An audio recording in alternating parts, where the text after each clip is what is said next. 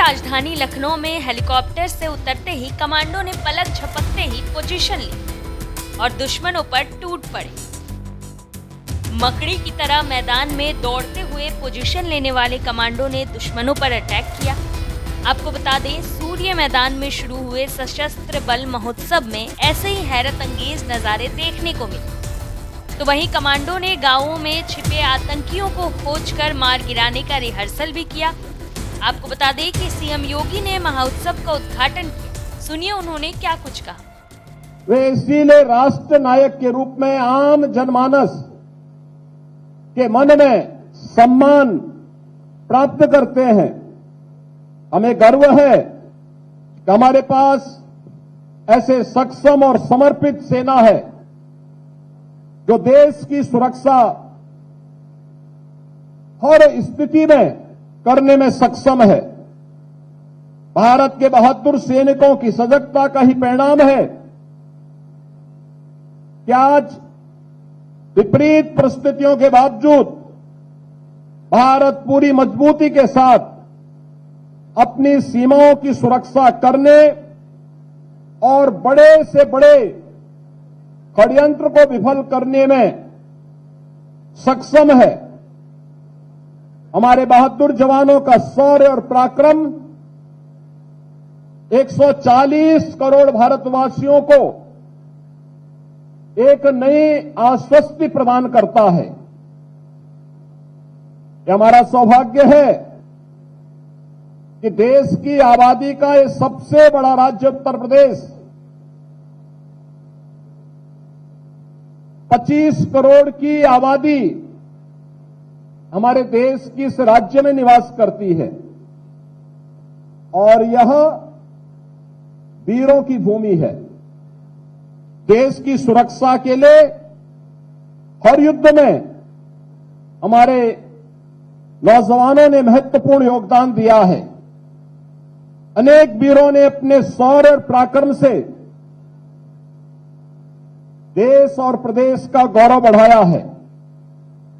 प्रदेश सरकार सेवारत सैनिकों, सेवानिवृत्त सैनिकों और वीर नारियों के कल्याण के लिए पूरी प्रतिबद्धता के साथ कार्य कर रही है।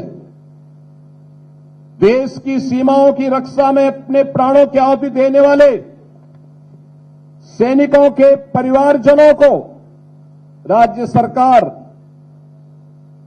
50 लाख रुपए की अनुग्रह राशि शहीद परिवार के एक सदस्य को उत्तर प्रदेश शासन की शासकीय सेवा में समायोजित करने और शहीद सैनिक की स्मृति को जीवंत बनाए रखने के लिए उनका स्मारक अथवा उनके नाम पर किसी संस्था का नामकरण करने का कार्य भी कर रही है। हम सब जान रहे हैं कि गत 10 वर्ष के अंदर आदरणीय प्रधानमंत्री श्री नरेंद्र मोदी जी के नेतृत्व में भारत रक्षा उत्पादन के क्षेत्र में आत्मनिर्भरता के लक्ष्य को प्राप्त करने के लिए तेजी के साथ आगे बढ़ा है। फरवरी 2018 में लखनऊ में आयोजित इन्वेस्टर समिट में आदरणीय प्रधानमंत्री जी ने देश के अंदर 2 डिफेंस मैन्युफैक्चरिंग कॉरिडोर की घोषणा की थी। उसमें से एक उत्तर प्रदेश में 6 नोड पर स्थापित हो रहा है। प्रदेश सरकार ने इन 6 के 6 नोड पर रक्षा मंत्रालय के साथ बेहतरीन तालमेल स्थापित करते हुए कार्य को आगे बढ़ाया है। डिफेंस इंडस्ट्रियल कॉरिडोर में लखनऊ में डीआरडीओ, ब्रह्मोस का और झांसी नोड में भारत डायनेमिक्स लिमिटेड द्वारा 2 महत्वपूर्ण परियोजनाओं को स्थापित करने की कार्रवाई तेजी के साथ आगे बढ़ रही है। इन परियोजनाओं से देश की सैन्य शक्ति मजबूत होगी और राष्ट्रीय सुरक्षा को भी बल मिलेगा। आधुनिकतम उपकरण और तकनीक का विकास भारत की ही धरती पर होगा, जिससे हमारी सेना और भी मजबूत होगी। राष्ट्र रक्षा के इन प्रयासों में उत्तर प्रदेश सदैव अग्रणी भूमिका का निर्वहन करेगा। डिफेंस कॉरिडोर से प्रदेश के युवाओं को व्यापक स्तर पर रोजगार के अवसर भी सुलभ हो रहे हैं। प्रदेश की राजधानी लखनऊ में फरवरी 2020 में डिफेंस एक्सपो का सफल आयोजन किया गया। डिफेंस कॉरिडोर में निवेश की दृष्टि से आयोजन अत्यंत महत्वपूर्ण सिद्ध हुआ। उत्तर प्रदेश में डिफेंस सेक्टर से संबंधित HAL, ऑर्डिनेंस फैक्ट्रियां, भारत इलेक्ट्रॉनिक्स लिमिटेड आदि पहले से ही कार्यरत हैं। मुझे विश्वास है कि सशस्त्र सैन्य समारोह हमारे समाज और विशेष रूप से युवा पीढ़ी को एक नई प्रेरणा प्रदान करेगा।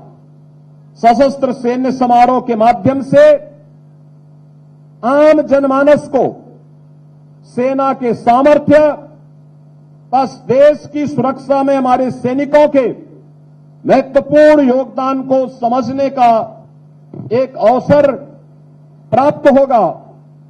इस संपूर्ण आयोजन के प्रति एक बार फिर से हृदय से आभार व्यक्त करते हुए जो यहां पर आज शुभारंभ के अवसर पर हमारे सैन्य बलों के बहादुर जवानों ने प्रदर्शन किया है, इस शानदार प्रदर्शन के लिए हृदय से बधाई देता हूं और इस संपूर्ण आयोजन के प्रति मैं सेंट्रल कमांड को और तीनों सशस्त्र बलों को हृदय से अपनी शुभकामनाएं देता हूं। धन्यवाद। जय हिंद।